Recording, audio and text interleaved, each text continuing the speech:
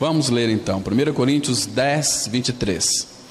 Todas as coisas são lícitas, mas nem todas convêm. Todas são lícitas, mas nem todas edificam. Vamos ter uma palavra de oração. Pai, nós louvamos ao Senhor por esta manhã que o Senhor preparou para nós.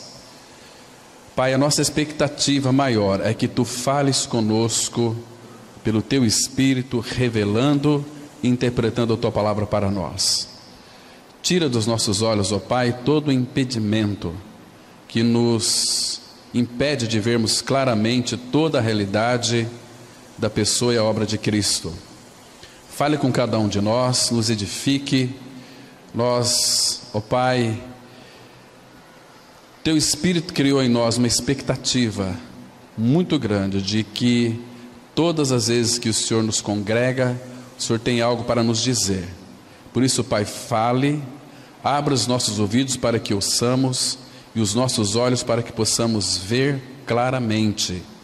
Não permita que paire dúvida sobre os nossos corações, mas que Teu Espírito é um professor maravilhoso, magistral, que Ele então nos ajude a compreender o que Tu dizes na Tua palavra. Em nome de Jesus nós oramos. Amém. Irmãos, nós colocamos esse título aqui, Aprenda a Lidar com a Liberdade, para um propósito no qual muitos, infelizmente, não sabem lidar com a sua própria liberdade. Essa liberdade, quando eu coloquei aqui liberdade, é uma liberdade plena do pecado. Quando de fato Cristo nos libertou, quando cremos neste fato, que fomos libertados do nosso pecado em Cristo, você é um homem, uma mulher livre em Cristo. Agora, muitos ainda não conseguem lidar com a sua liberdade. E às vezes nós nem sabemos para que fomos libertos. Nós dissemos em alguns estudos anteriores que quando então o Senhor nos liberta, Ele nos liberta com uma finalidade. Não é para o nosso benefício, embora isso esteja inserido, mas Ele nos libertou para que o sirvamos a Ele. Então, como nós podemos então experimentar uma preciosa liberdade? Nós sabemos pelas Escrituras que o Senhor Jesus, Ele é o cabeça da igreja. Ele é o cabeça da igreja. O cabeça da igreja não é pastor, nenhum de nós somos o cabeça, é Cristo. Então Cristo sempre, como cabeça, Ele sempre vai nos exortar.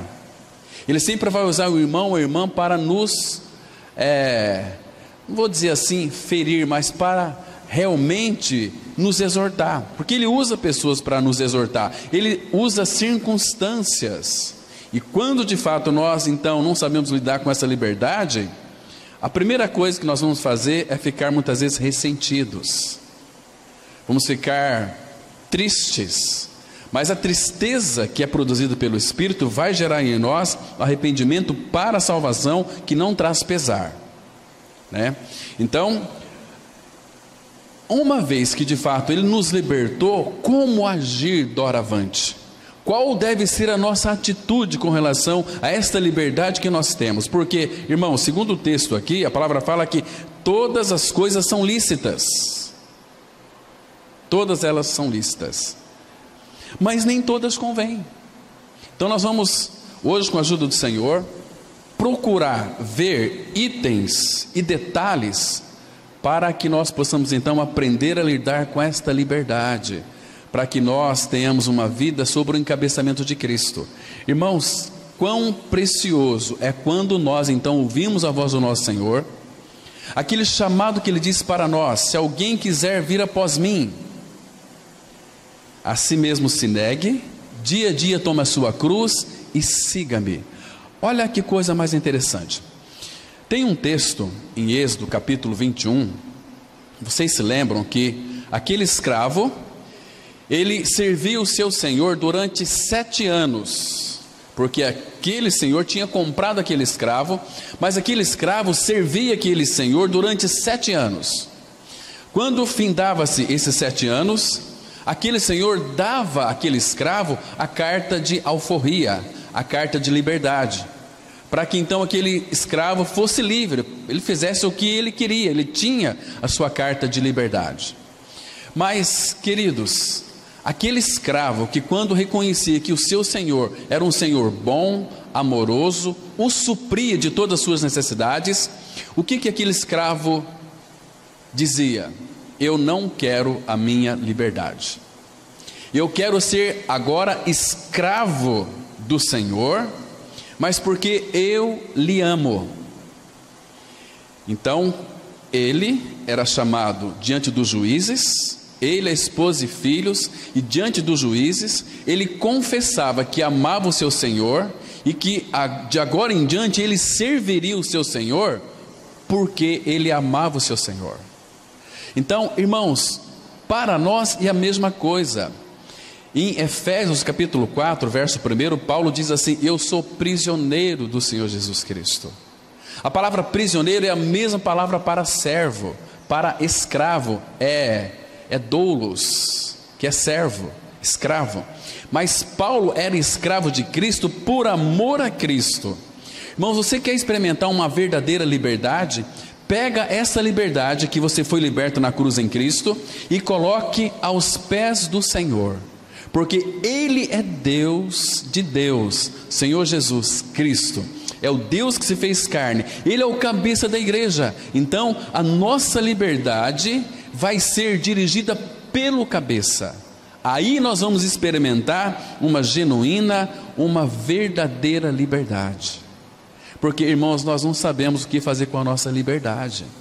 A nossa liberdade, quando ela é colocada aos pés de Cristo, ou seja, em outras palavras, quando nós dizemos assim: Senhor, Tu fizeste tanto por mim, Tu morreste numa cruz para me libertar de uma escravatura que era de Satanás, era o império das trevas, no qual eu estava ali subjugado, eu era escravo de mim mesmo, das minhas vontades, das minhas paixões, mas Tu me libertaste morrendo numa cruz, me fazendo morrer junto contigo, para que pela ressurreição eu ganhasse a Tua vida. Como agora eu posso viver uma vida divorciada de Ti? Eu quero ser o Teu servo, Teu escravo, mas porque eu Te amo. Aí sim, a partir dessa entrega, nós iremos experimentar o que significa ser livre de verdade. Irmãos, vocês se lembram, Gênesis capítulo 3, quando Adão e Eva, eles caíram? Por que eles caíram? Porque eles decidiram provar o cardápio do diabo. Deus havia dito para eles: vocês podem comer de todas as árvores que estão no jardim livremente. Essa palavra livremente significa que eles tinham livre arbítrio para comer de todas as árvores, do fruto de todas as árvores. Mas Eva foi iludida, tanto é que Deus não falou do diabo para Adão e Eva, só falou daquela árvore do bem e do mal. Deus também colocou a árvore da vida no meio do jardim, e muitas árvores que produziam muitos frutos. Eles poderiam se alimentar de todas, menos de uma.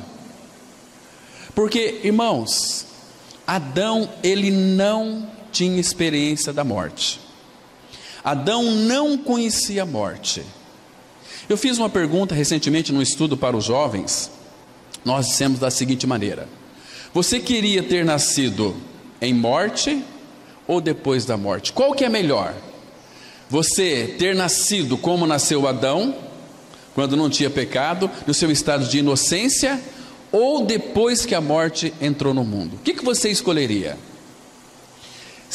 Eu acho que a melhor coisa que nós poderíamos escolher é ter nascido na morte, porque nós já conhecemos o peso da morte, nós já conhecemos o que significa uma vida separada de Deus, então nós temos uma grande chance da vida. Adão não teve. Adão, quando ele tinha uma informação da morte, Deus disse: no dia que você comer desse fruto da árvore do conhecimento do bem e do mal, você vai morrer. Mas ele não sabia o que era morte, ele nunca tinha morrido, ele nasceu em vida já. Então nós vamos ver hoje aqui, irmãos, quão maravilhoso é nós termos nascido já na morte, porque aí nós temos uma chance da vida, e é o que nós temos hoje, a vida de Cristo, aqueles que creram. Então por isso que, se Adão tivesse conhecido a morte, ele não teria comido do fruto. Ele não conhecia, ele tinha uma informação a respeito da morte. Mas depois que ele morreu, talvez ele poderia ter pensado: puxa vida, se eu soubesse que era desta maneira. Quando Adão pecou, Deus já começou a increpar a ele, trazer muitas circunstâncias que deixou Adão totalmente frustrado. Agora você vai ter que trabalhar, com o suor do teu rosto comerá o teu pão. Assim é todos nós aqui, nascemos com isso, porque a graça nos livra do pecado, mas não das consequências dele. Essa terra foi uma terra amaldiçoada pelo Senhor, mas Cristo veio para mudar todo este quadro e nos dar uma verdadeira liberdade. Irmãos, aquele texto de Gênesis 3, aqui lá não é história da Bíblia, aqui lá tem tudo a ver comigo e com você, meus amados. Então, hoje também não é diferente, irmãos. Você é aquilo que você come. O que você tem comido e aquilo que você é. Irmão, você já parou para pensar que tipo de alimento nós temos nos alimentado? Porque como que nós vamos alimentar a nossa alma? Como que nós alimentamos a nossa alma? Estou falando aqui no sentido espiritual. A nossa alma, ela é alimentada pelos olhos. Então a nossa alma, ela está muitas vezes obesa dos alimentos que provém do cardápio de Satanás. Mas irmãos, qual tem sido o nosso alimento? Se você disser para mim que tipo de alimento que você se alimenta, eu vou dizer se você está comendo o cardápio do diabo ou o cardápio de Deus. Entende? O do diabo sempre vai gerar morte, o de Cristo sempre vai gerar vida. Então a história, ela não muda. De Gênesis 3, mais de 6.000 anos atrás, se nós inseríssemos, e temos que inserir Gênesis 3, é a mesma coisa. Nós somos aquilo que nós comemos. Isso também na área do corpo. Claro que no corpo nós temos que se alimentar, café da manhã, almoço, jantar, para que nosso corpo fique sempre revigorado, saudável. Quem come desmedidamente vai ter problemas de saúde. Entende? Quem bebe bebida alcoólica, vai gerar na sua vida série de problemas, de fígado, transtorno, vai gerar hipertensão, uma série de coisas. Então comida e bebida é algo essencial para a nossa vida. Por isso que Paulo disse assim, 1 Coríntios 10, 31, quer comais, quer bebais, façais qualquer outra coisa, fazei tudo para a glória de Deus.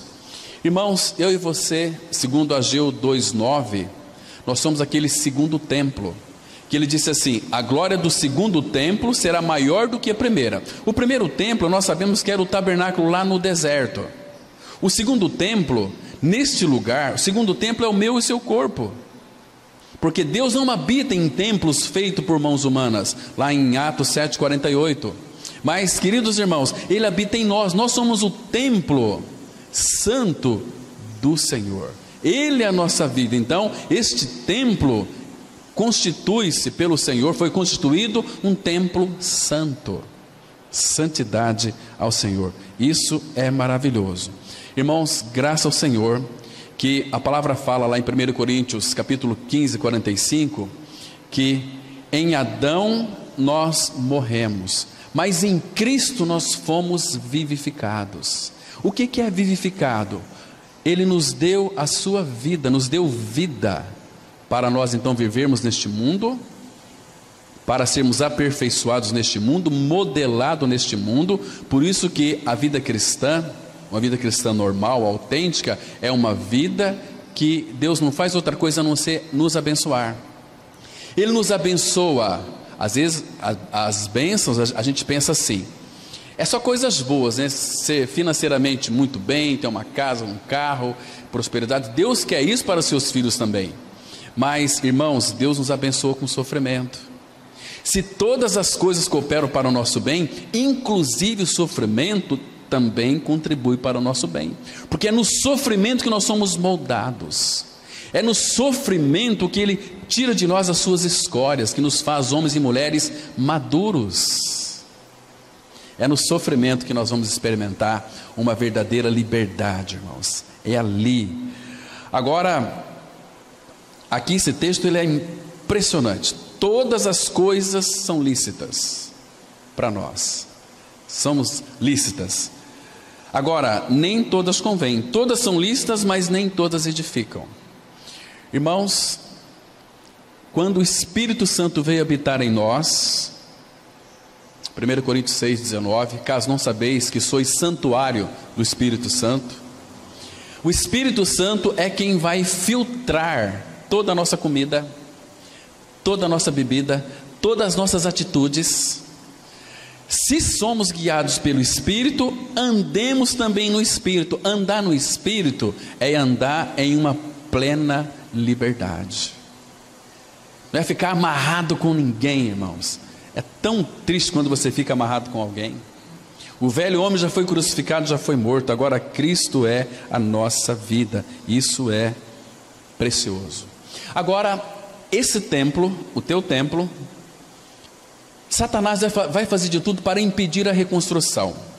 A história também se repete. Se você ler Neemias, você vai perceber que Deus colocou um encargo no coração de Neemias para edificar o templo, os muros e depois o templo.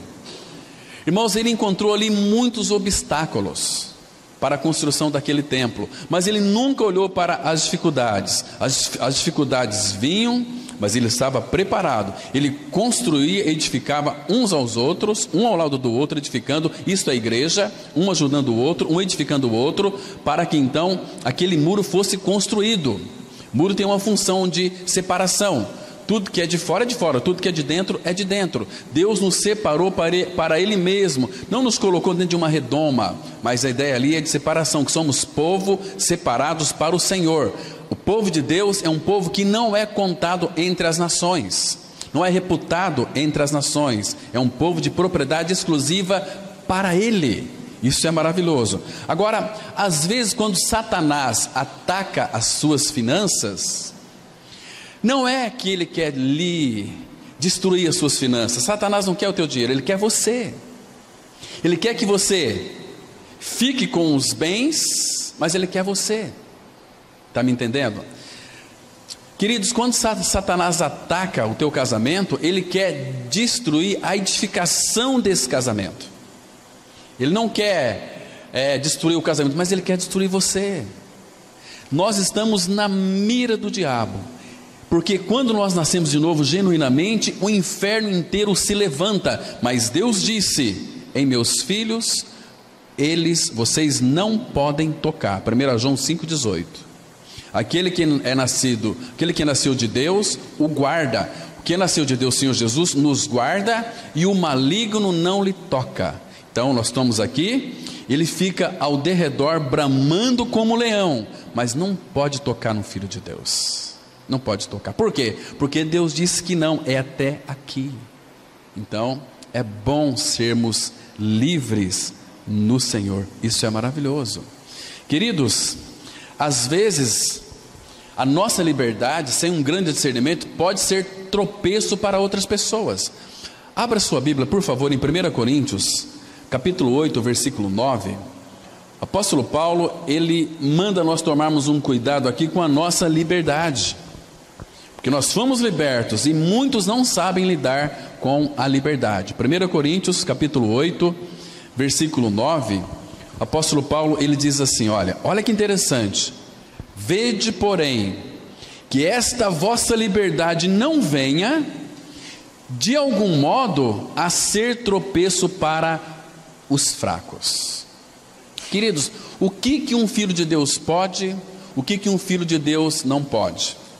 Nós em Cristo podemos todas as coisas, porém, muitas coisas de que eu posso fazer, se o irmão que é fraco na fé, que é débil na fé, ver eu fazendo, por causa da minha liberdade, ele vai se escandalizar e vai retroceder. Entende? Então nós temos que ter esse discernimento. Talvez por causa da nossa liberdade nós podemos ofender o irmão. Então temos que pedir ao Senhor discernimento e sabedoria. Por exemplo, contar algo aqui que é muito pessoal. Meu sogro, quando vinha na nossa casa, na época de quaresma, né, que eles ficam 40 dias sem comer carne, fica esse tempo. Eu não tenho nenhuma dificuldade em comer uma carne assada na época da quaresma. Isso não tem nada a ver, né? Então, nesse dia, quando eles vinham para a nossa casa, eu e minha esposa, nós fazíamos peixe. Eu tinha liberdade para comer carne, e ele não, ele estava preso na religião. Então, nós comíamos peixe, e ele ficava muito feliz, porque nós o honrávamos, entende? Porque na casa dele nós também comeríamos peixe. Se nós quiséssemos comer carne, não tinha nenhum problema, né? Antigamente, logo quando nasci de novo, às vezes vinha pagar alguma conta na lotérica, e eu ficava tão preocupado. E se meu irmão, minha irmã me veio aqui, entrei na lotérica, vai pensar que eu fui fazer uma fezinha para jogar na Mega Sena, né? Eu tinha paura. Não, somos livres. Nós podemos entrar e sair em qualquer lugar. Nós somos uma testemunha viva de Cristo por onde quer que a gente vá. Mas, infelizmente, muitos não sabem lidar com essa liberdade, irmãos. Isso é terrível, né? Mas vamos aqui caminhar um pouquinho no nosso boletim para analisarmos mais alguns detalhes fundamentais sobre a questão da liberdade. O conceito de liberdade, para a maioria das pessoas, é ter sucesso na vida financeira, conquistando assim os propósitos que desejam, exercitar a independência, poder decidir sobre suas próprias vidas, ser senhores dos seus próprios destinos. Os que querem ser senhores de suas próprias vidas acabam inevitavelmente se afastando de Deus e consequentemente servindo o reino das trevas. Por isso Jesus disse aqui em Mateus capítulo 16, versículo 25: porquanto quem quiser salvar a sua vida, perdê-la-á, e quem perder a vida por minha causa, achá-la-á. Irmãos, aqui o detalhe é certinho. Essa palavra aqui, vida, ela significa psique no grego. Quem ama, quem quiser salvar a sua vida, e a vida da alma com que todos nós nascemos. Espiritualmente nós já nascemos morto para Deus, o espírito está morto, somos a alma vivente. Então o espírito morto não há como termos comunhão com Deus o Pai. Então é preciso o novo nascimento. Novo nascimento é Deus em Cristo, tirando a nossa velha natureza pecaminosa e colocando a sua dentro de nós. Quando o Espírito Santo vem habitar dentro de nós, o nosso espírito ele é vivificado. Então nós podemos ter comunhão com o Pai.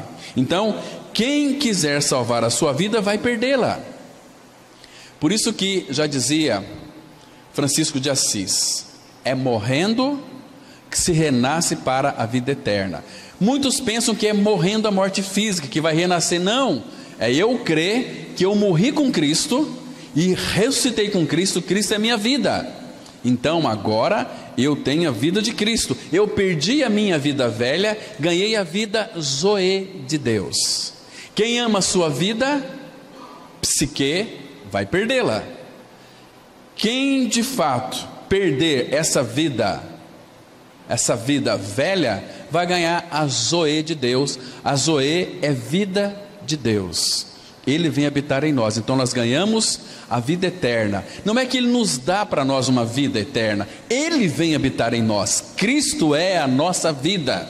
1 João 5,12, a Bíblia diz assim: quem tem o Filho tem a vida, porque Jesus é a vida.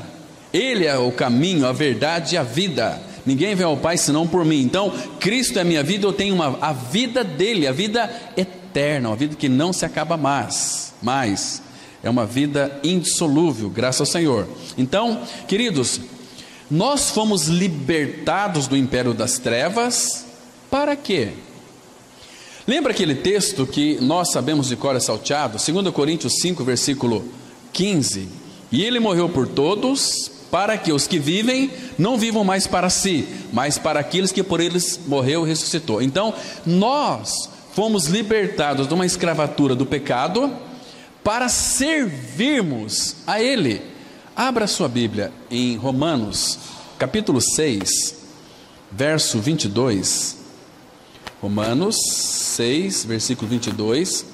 Aqui o apóstolo Paulo vai mostrar para que nós fomos libertos. E o contexto aqui é o contexto da nossa libertação plena do pecado.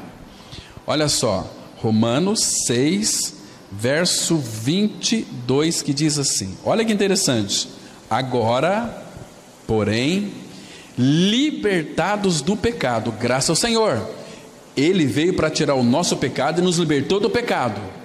Irmãos, a libertação do pecado nos torna filhos de Deus e servos de Cristo, porque 1 João 3,8, a palavra fala assim: quem comete pecado, escute com bastante cuidado, quem comete pecado é do diabo, 1 João 3,8. Agora, para isto, o Filho de Deus, Ele se manifestou, para destruir as obras do diabo. Quem comete pecado é do diabo. Cristo veio, Ele não apenas destruiu o meu pecado, mas Ele destruiu a morte que estava em mim e destruiu aquele que tem o poder da morte. Hebreus 2, 14 e 15. Muito interessante. Então aqui, mas agora libertados do pecado. Ser libertados do pecado é ser libertado da morte, do diabo, de Satanás. Isso é maravilhoso, irmãos. Então, libertados do pecado, transformado em servos de Deus. Deus aqui Deus no original não é Elohim, é Jeová, é Jesus. Servos de Deus. Nós não podemos servir ao nosso Deus, nós servimos a Cristo, que é o nosso Deus. Nós somos filhos de Deus. Eu não posso servir meu pai. Muitas pessoas falam assim: eu sou servo de Deus. Você não serve a Deus, você não serve o seu pai, você serve a Cristo, que Ele é Senhor, Ele é Rei. Nós servimos um Rei, o Rei Jesus. Ele é Salvador, Ele é Rei. Estão me compreendendo? Então, o Elohim, que é Deus, Ele é o nosso Pai. Vede que grande amor nos tem concedido o Pai. Quando vamos orar, é Pai Nosso. Então, Ele é meu Pai. Se você quer entender isso muito bem, você tem que ler Lucas 15, a parábola do filho pródigo. Aquele filho, quando ele saiu de casa, perdeu tudo. Quando ele voltou, ele queria servir o seu pai. O pai falou: não, você não vai me servir, você é meu filho. Deu para ele o quê? Um anel. Você é meu herdeiro ainda. Deu uma roupa nova e deu uma sandália. Sandália é só filho quem usava naquela época. Os escravos, os servos, trabalhavam descalço. Sandália nos pés. Isso é muito interessante, irmãos. No Antigo Testamento, no Antigo Pacto, era: tire as sandálias. Moisés, tira as sandálias dos pés, porque o lugar que você está pisando é terra santa. Mas no Novo Testamento é: coloque as sandálias, calce as sandálias. Você é meu filho. Lá era figura, tira a sandália. Mas aqui é filho, coloque a sandália. Realidade espiritual. Naquela época, quando o povo pecou lá, morreu 3.000. No Novo Testamento, Atos 2,41, quando Pedro pregou aquele lindo sermão, 3.000 foram salvos. Lá era um ministério de morte. Na nova geração cristã é ministério de vida. Vocês estão me compreendendo, irmãos? Isso é precioso. Então, fomos transformados em servos de Deus, de Cristo, escravos. Mas, queridos, Ele não nos força a você servir a Cristo. Nós temos que ser escravos por amor a Cristo. Como que nós não vamos servir a Ele? Ele morreu por você porque Ele te ama. Deus prova o seu próprio amor para conosco pelo fato de ter Cristo morrido por nós, sendo nós ainda pecadores. Então, tudo que Ele fez foi por amor a mim. Tudo que eu tenho e sou, porque Ele deu. Ele quem me fez. Ele deu para você inteligência, lhe deu sabedoria, lhe deu boa saúde, lhe deu um lar, lhe deu uma cama, lhe deu um carro, lhe deu tudo. A palavra fala em Colossenses 3,11 que Cristo é tudo. Cristo é a nossa vida. Quem tem Cristo tem tudo. E quem tem tudo tem que descansar, porque não precisa de mais de nada. E agora esse servo, nosso Rei Jesus, a palavra fala assim: Ele é manso e humilde de coração. Este que é o nosso Rei, Ele dividiu tudo do seu reino para nós. Lembra de Lucas 12:32? Porque foi do agrado do Pai dar-vos o seu reino. Quando é que um presidente da república vai compartilhar conosco algo do reino dele? Qual rei que vai compartilhar o seu reino com seus súditos? Ninguém. Mas o nosso Rei Jesus, sim, Ele nos deu tudo para nós, nos fez herdeiros de Deus e co-herdeiros de Cristo. É maravilhoso. Então, quando nós temos uma visão de quem Ele é e fez, nós vamos servir a Ele, mas por amor a Ele, porque Ele fez tudo por nós. Isso é maravilhoso. Então olha aqui: transformados em servos de Deus, tendes o vosso fruto para a santificação e por fim a vida eterna. Isso é maravilhoso. Irmãos, todo filho de Deus é um homem, uma mulher eterno, não morre nunca mais. Que maravilha. Nós vamos experimentar uma morte física, sim, mas essa morte física, sabe o que o salmista fala? Lá no Salmo 116 ou 118, versículo 24: preciosa é aos olhos do Senhor a morte dos seus santos. Não somos evangélicos, somos santos. Por que somos santos? Porque o santo habita em nós. Se Ele é meu pai e é santo, eu tenho que me parecer com o meu pai. Eu sou filho de Deus em Cristo, sou um santo em Cristo. Você é um santo, você é uma santa, ainda que o mundo não reconheça isso, mas Cristo é a nossa vida e Ele nos faz santos. Que maravilha que é, irmãos. Vamos avançar aqui um pouquinho. Irmãos, é graça nascer em morte. O quê? Você está dizendo que é graça já nascer espiritualmente morto? Claro que sim. Adão não teve a graça que eu e você tivemos, porque Adão tinha uma informação sobre a morte. Ele não tinha experiência da morte, ele tinha o conhecimento da morte. Você acha que se Adão conhecesse a morte, ele teria comido? Ele não tinha o conhecimento da morte e nem a experiência da morte, mas ele só tinha a informação da morte. Nós não, pois já nascemos na morte, já conhecemos o peso da morte, por isso agora nós temos a chance da vida. Isso é graça. Nós saímos da morte para entrar na vida. Olha o texto aqui de Efésios 2:1 que diz assim: Ele vos deu vida, estando vós mortos nos vossos delitos e pecados. Irmãos, isto é maravilhoso. Ele vos deu vida. Nós não tínhamos vida antes de Cristo, era uma vida da alma, era uma vida que acabava na sepultura. Agora, Ele vos deu. Deu é graça. O que é graça? Graça é Deus dando e fazendo tudo a quem nada merece e nem tem condições de merecer. Ele vos deu vida. Irmãos, eu estava morto em delitos e pecados, Ele me deu a sua própria vida. Lembra do Salmo 119, versículo 25? A minha alma está apegada ao pó, vivifica-me segundo a tua palavra. Me dá vida, mas eu quero vida não como uma denominação evangélica às vezes passa, segundo a tua palavra, segundo está escrito.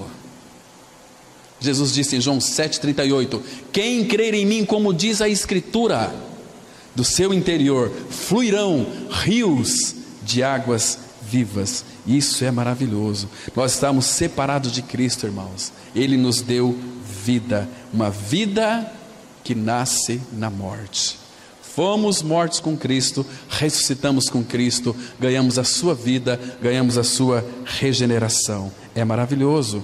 Agora, sabe quando e como Ele vai nos dar vida? Tem que ser junto com Cristo, porque Cristo é a nossa vida. Abra aí em Colossenses, por favor, capítulo 2, versículo 13. Temos aqui um texto maravilhosíssimo, preciosíssimo, que diz assim, Colossenses 2, versículo 13. A palavra fala assim: e a vós outros, que estáveis mortos pelas vossas transgressões e pela incircuncisão da vossa carne, vos deu vida. Agora veja com o que? Vida juntamente com Ele, porque Ele é a vida. Fora dele não tem como nós ter vida. Nós vamos ter só mentalidade religiosa. Nos deu vida juntamente com Ele, perdoando todos os nossos delitos. Não importa o que você foi no passado.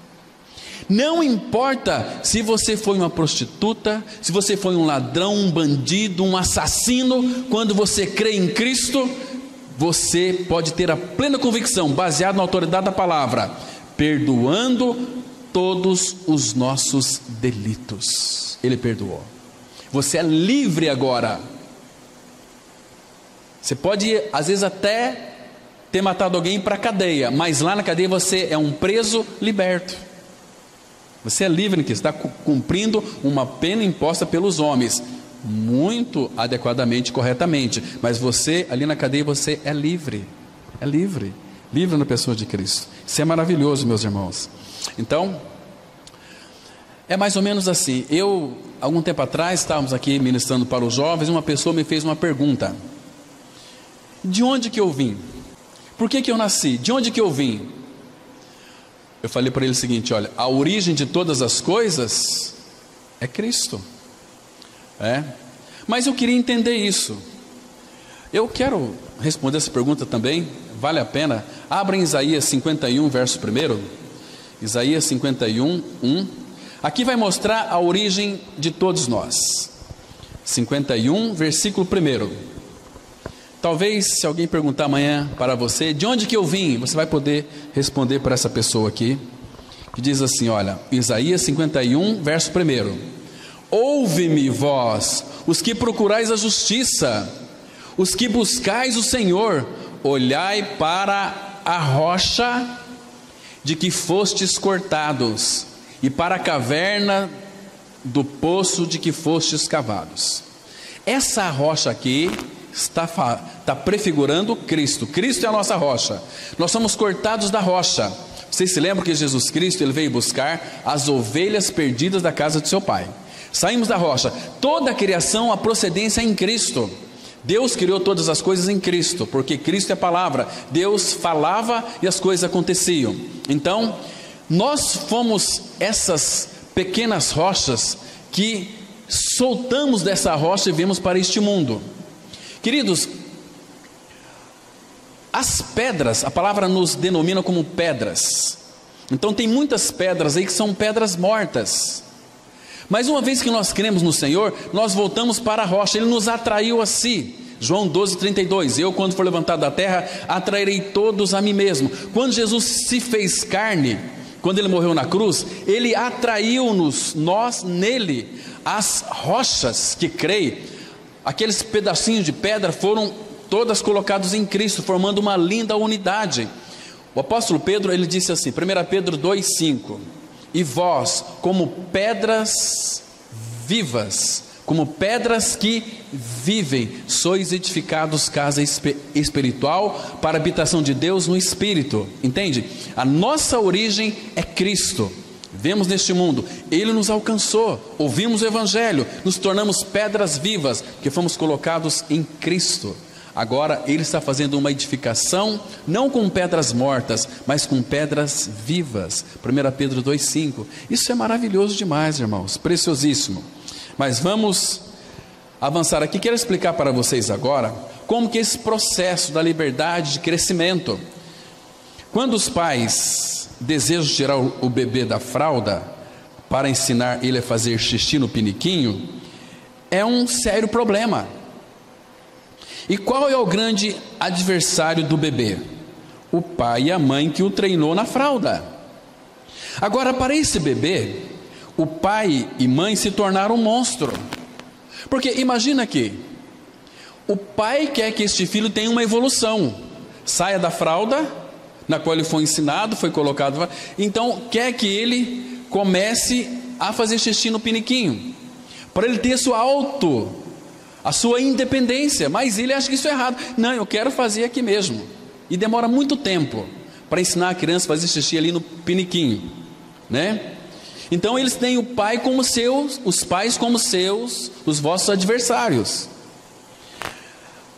Então, aqueles que mais amam o bebê e querem ver o desenvolvimento dele, é com quem o bebê tem mais problema, porque ensinaram ele na fralda e agora estão desenvolvendo ele da fralda para o piniquinho.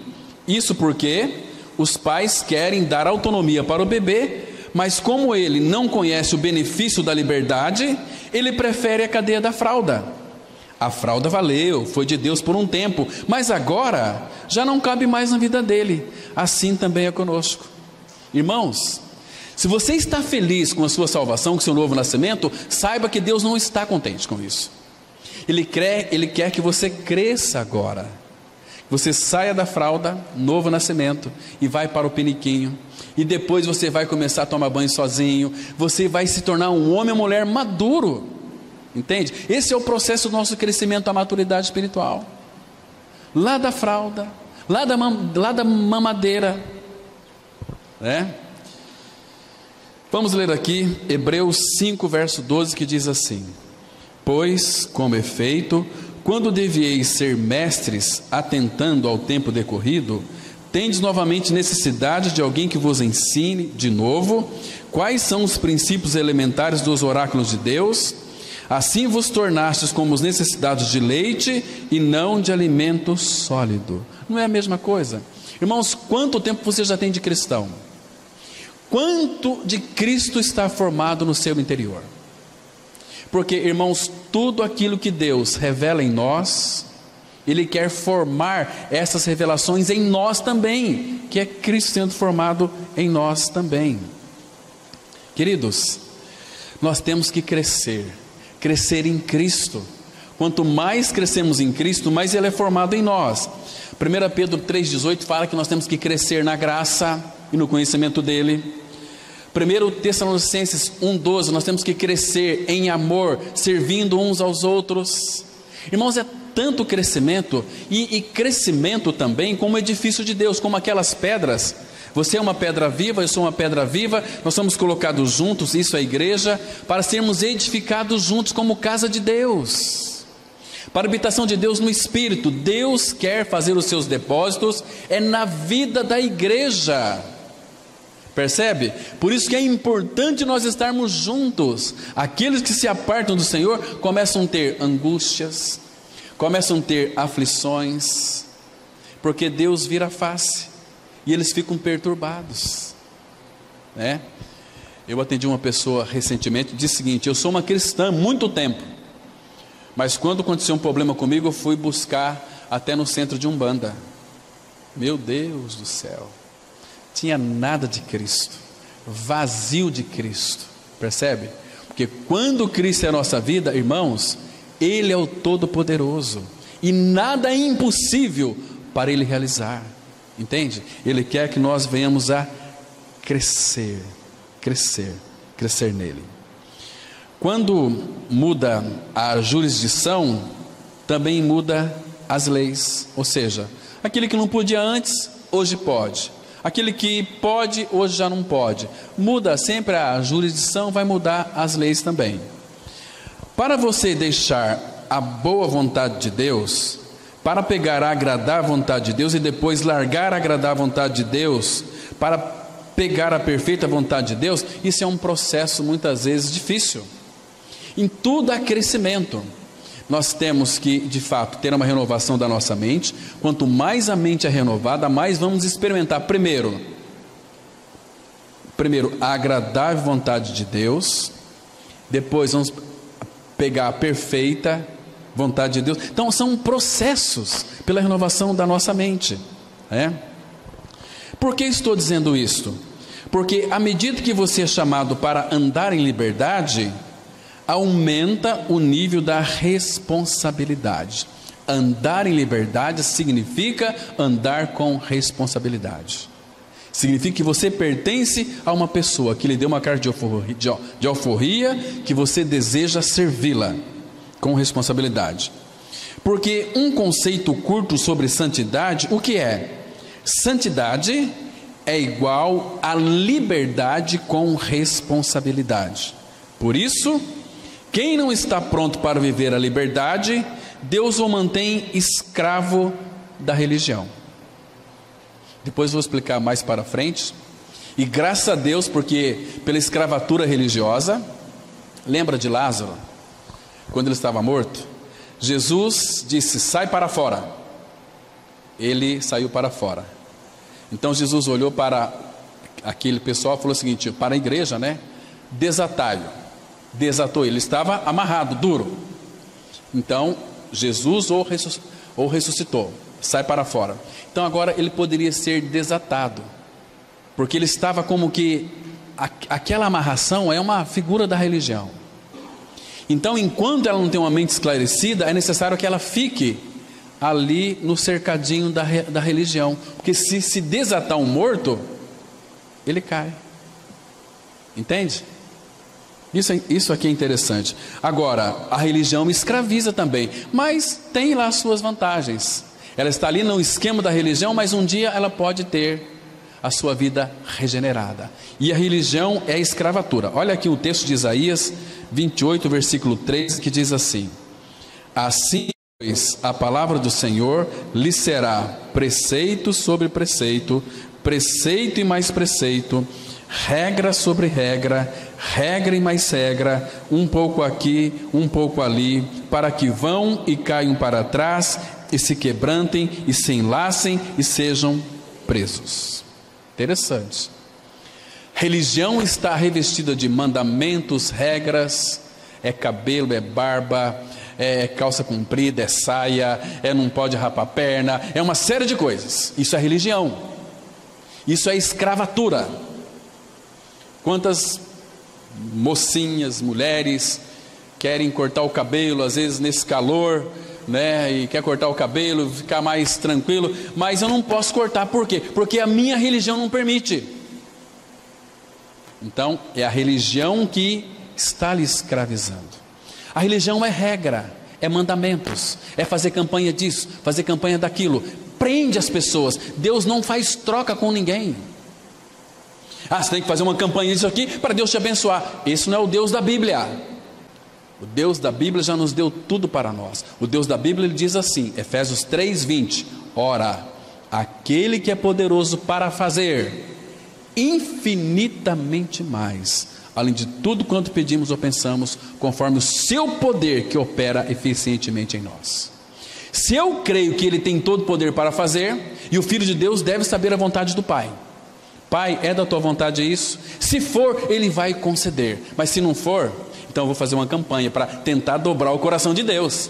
Às vezes Deus, ele concede, mas faz definhar a alma. Queridos, quantas e quantas concessões Deus fez para os seus filhos, mas que não era da vontade dele, e depois eles se estrumbicaram.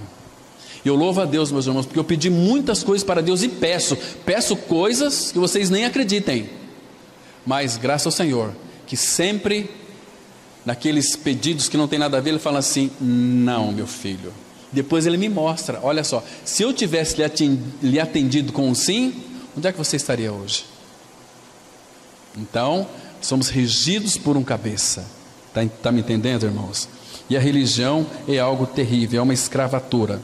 Então, por que muitas vezes Deus mantém a pessoa na religião? Ela está indo ali, está fazendo, e uma hora ela vai se cansar. E o dia que o religioso estiver cansado, ele vai voltar para Cristo. Naquele texto de Mateus 11:28, vinde a mim, todos vós que estáis cansados e sobrecarregados, eu vos aliviarei. Tomai sobre vós o meu jugo e aprendei de mim, que sou manso e humilde de coração. Vocês vão encontrar descanso para as vossas almas. Recentemente, a revista Super Interessante publicou um artigo sobre as formigas. Esqueci o nome de um bando das formigas lá, não estudo sobre isso. Estou estudando sobre passarinho agora.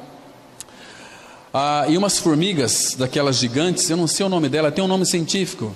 Elas invadem outro formigueiro mais fraco, destrói todos os líderes, mata as outras e pega aqueles casulos de formiguinhas e levam para o formigueiro deles.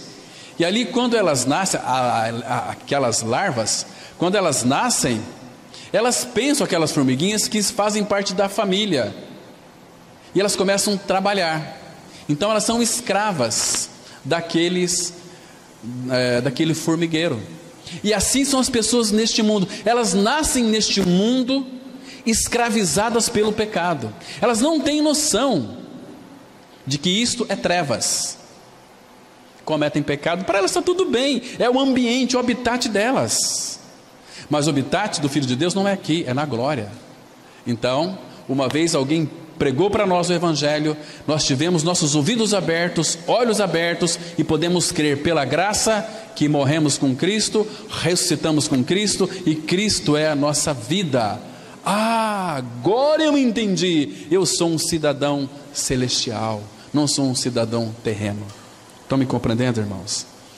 Por isso que, vamos avançar, ele não vive a santidade nem a liberdade na religião, mas pelo menos está protegido no cercadinho da ignorância. Quem sabe um dia ele pode ouvir a palavra. Quando Jesus ressuscitou Lázaro, ele olhou para a igreja e disse: desatai-o. Por que ele precisa ser desatado? Porque agora ele está vivo. Se está morto, é melhor estar enfaixado na religião, porque se enfaixar o morto, ele cai. Agora, uma vez que ele foi ressuscitado, ele não vai ficar atado na religião. Você morreu com Cristo? Se morreu, veja o que diz Efésios 2:6. E juntamente com ele nos ressuscitou e nos fez assentar nos lugares celestiais em Cristo Jesus. Irmãos, se você creu que morreu com Cristo, você também foi colocado numa posição assentados nos lugares celestiais em Cristo. Onde é que você está? Lá na glória. Lembra de Colossenses 3, versículo 3? Porque vocês morreram e a vossa vida está escondida com Cristo em Deus. Isso é evangelho maravilhoso. Então, é aqui que nós recebemos a verdadeira, a genuína vida de Cristo. As partes que ele ressuscita em tua vida pode ser desenfaixada. Caso contrário, é melhor que seja enfaixado pela religião, porque pelo menos é o que mantém o morto em pé. Lázaro, vamos pensar naquele Lázaro. Ele estava enfaixado, morto, mantinha ele de pé. Mas se você desenfaixar um morto, ele vai cair. Mas uma vez que foi ressuscitado, desenfaixa ele mantém de pé, porque ele está vivo. Está me compreendendo, irmãos? Porque pelo menos é o que mantém o morto de pé. Mas a Bíblia afirma aqui, em João capítulo 5, versículo 25: em verdade vos digo, que vem a hora, e já chegou, em que os mortos ouvirão a voz do Filho de Deus, e os que a ouvirem, viverão. Olha que maravilha! Irmãos, nós estávamos espiritualmente mortos em delitos e pecados. Um dia, Deus usou a boca de um pregador para nós. Então, essa palavra penetrou no nosso coração, e essa palavra produziu vida. Lembra de 1 Pedro 1:23? Fostes regenerados, não de semente corruptível, mas da incorruptível, mediante a palavra de Deus, a qual vive e é permanente. Então, regenerar é gerar de novo. Estávamos mortos, fomos regenerados, recebemos a nova vida pela palavra. Tiago 1:18: pois segundo o seu querer, ele nos gerou de novo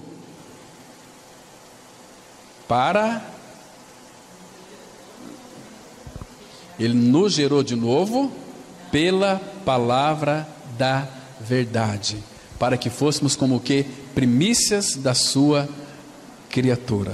Então, ele que é o gerador de vida, ele disse em João 14:6: eu sou o caminho, a verdade e a vida.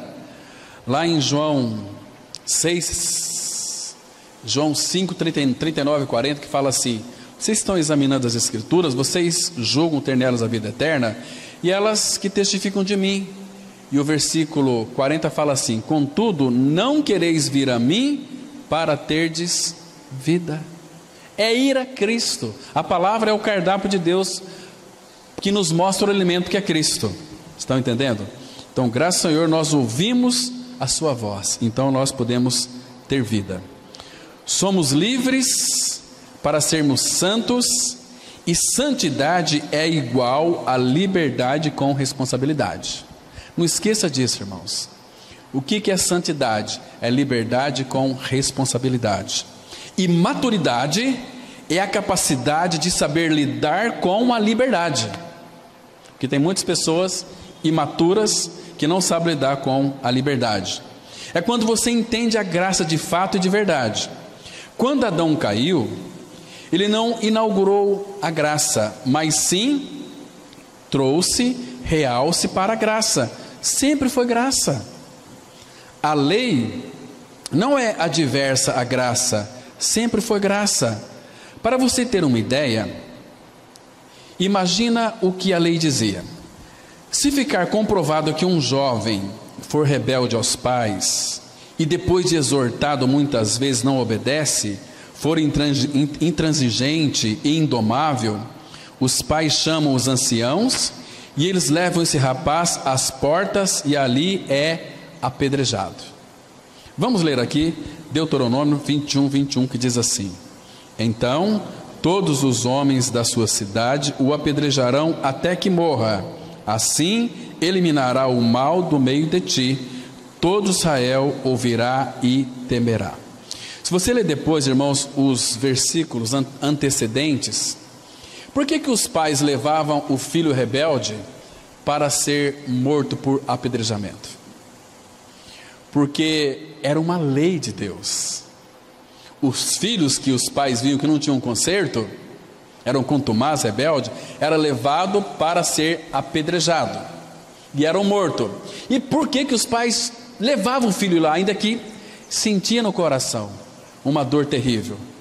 Porque ali naquele filho a lei de Deus estava sendo cumprida e Deus matava para salvar.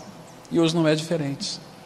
Se uma mãe hoje soubesse o que o filho, porque hoje na era da graça o filho, ele não é apedrejado se for rebelde. Eu já tenho visto aí filhos xingando os pais, sendo rebeldes, que mereciam morte. Mas por que eles não são apedrejados? Porque é a era da graça. Se um filho na era da graça morrer hoje, ele vai para o inferno. Então ele tem que crer. A graça dá plena liberdade para ele fazer o que ele acha que é melhor. Mas na lei, Deus mandava matar para salvar. Hoje, se uma mãe cristã que conhece o Senhor e seu filho fosse rebelde e morresse, e ela tivesse convicção do que era inferno, sabe o que ela pedia para Deus? Senhor, por favor, traga meu filho de volta no corpo e apedreje ele aqui na minha frente, para que ele seja salvo. Ia doer nele e nos pais também, mas ele seria salvo. No Antigo Testamento, aquele ministério era de morte. Deus matava para salvar. E hoje Deus não mata. A pessoa tem que crer na morte do seu substituto, que é Cristo, para poder ser salvo. Então, não mudou muita coisa, irmãos. Quão bom é ver na era da graça? Às vezes não é. Para rebelde e ímpios não é. Porque quando morre, não tem mais chance. Até um filho rebelde, ele era apedrejado, e Deus matava, porque ele era povo de Israel, e Deus salvava ele. Era uma maneira graciosa que Deus usava para matar esses rebeldes para salvá-lo. Estão me compreendendo? Mas hoje, irmãos, não. Hoje é muito pior, porque as pessoas, se elas desobedecem os pais, não são apedrejadas, mas elas vão para o inferno. Entende? Muito interessante. Abra lá, vamos dar uma olhada no texto de Deuteronômio, capítulo 21, a partir do verso 18. Olha que interessante aqui, irmãos. Importante nós darmos uma verificada e compreendermos a lei do Senhor, porque, irmãos, Deus ele não muda. Não muda. Veja aqui, a partir do verso 18. Deuteronômio, capítulo 21, verso 18. A palavra de Deus, ela diz assim, olha: se alguém tiver um filho contumaz, teimoso, e rebelde, que não obedeça à voz de seu pai, não obedecer à voz do pai, um filho que não obedece à voz do pai, está se rebelando, não necessariamente contra o pai, mas contra o próprio Senhor. Porque Deus usa os pais para falar com os filhos. Bendito aqueles filhos que ouvem os pais. Olha só aqui: e a sua mãe, ainda castigado, não lhe dás ouvidos. Seu pai e sua mãe o pegarão e o levarão aos anciãos da cidade, à sua porta, e lhes dirão: este nosso filho é rebelde e contumaz, não dá ouvidos à nossa voz, é dissoluto, devasso, libertino, e beberrão. Então todos os homens da sua cidade o apedrejarão até que morra, assim eliminarás o mal no meio de ti. Todo Israel ouvirá e temerá. Mas aquele filho cumpriu a lei, morreu. Deus matava para poder salvar. Está entendendo? Senão não tem graça nisso, irmãos. Você está me compreendendo? Porque para esse menino tinha um dia que ele ia morrer, mas Deus então antecipava a morte dele para salvar esse jovem, esse menino. E hoje não. As pessoas queriam liberdade. Essa escravidão. Deus já havia proposto Cristo. E agora? Elas são livres para fazer o que elas querem. Não é assim? Então, mas hoje, se elas não se voltar para Cristo, elas vão se perder eternamente. Vamos continuar aqui. Então, essa é a lei de Deus. Você acha mesmo que isso é amor e graça? Seja sincero, irmãos. Você consegue enxergar a graça quando Deus mandava apedrejar? Tem graça. Sim, na graça, se um filho é rebelde, ele não é mais chamado para ser apedrejado. Sinceramente, ninguém daria conta de ver um filho apedrejado, nem mesmo um bandido. Quando um filho rebelde era apedrejado, aquilo era graça. Por quê? Na graça ele não é apedrejado, mas uma vez que ele morre em rebeldia, ele vai para o inferno. Na graça, se o pai e a mãe soubessem que o filho vai viver no inferno, se morrer em rebeldia, sabe o que os pais diriam? Senhor, traz ele para o corpo e o apedreja até a morte na minha frente, por misericórdia. Por que isso? Porque uma vez que ele era apedrejado e morto, ele estava salvo, porque ele cumpriu a lei. Isso era graça. Deus matava para salvar, sabendo que ele não iria se consertar. Sempre foi graça. A lei realçava a graça de Deus. Hoje é o inverso. A pessoa rebelde, ela não é apedrejada, mas ela corre o risco de uma morte eterna. Percebe, irmãos? Você sabe o que fazer com a sua liberdade? Então, pense nisso. Avalie isso, irmãos. Então, Deus não muda. A coisa foi só inversa. Quantas e quantas pessoas às vezes falam assim: puxa, que bom viver na época da graça. Mas às vezes não é. Às vezes seria interessante viver na época da lei, que estariam salvos se fosse rebelde. Mas hoje o perigo é pior. E cada dia que passa a iniquidade tem se multiplicado, o amor se esfriando. As pessoas não querem Cristo, logo elas não querem ser libertas. O que elas querem? Elas querem as bênçãos de Deus e não o Deus das bênçãos. É muito diferente. Então, Paulo, escrevendo aos Gálatas 5:1, ele disse assim: foi para a liberdade que Cristo nos libertou.